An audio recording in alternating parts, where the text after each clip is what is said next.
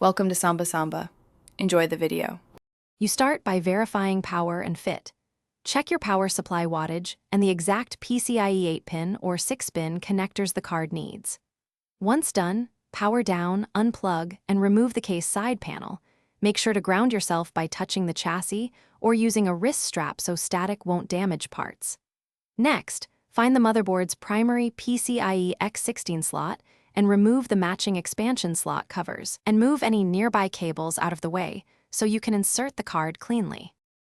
You align the GPU's gold fingers with the PCIe X16 slot and insert it straight down. Press evenly on the card's backplate until the PCIe latch clicks and the card is fully seated.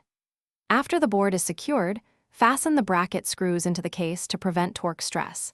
Then attach the PSU's PCIe power connectors.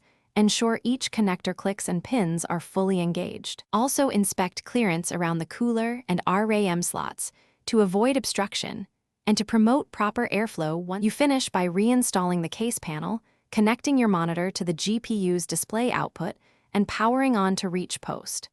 Make sure to enter BIOS to confirm the card is detected and set PCIe primary graphics if needed. Then boot into the OS and install the latest manufacturer drivers so the card performs correctly. If you don't get post, reseat the GPU. Try another PCIe slot or a different PCIe power cable from the PSU. These quick checks solve most installation faults.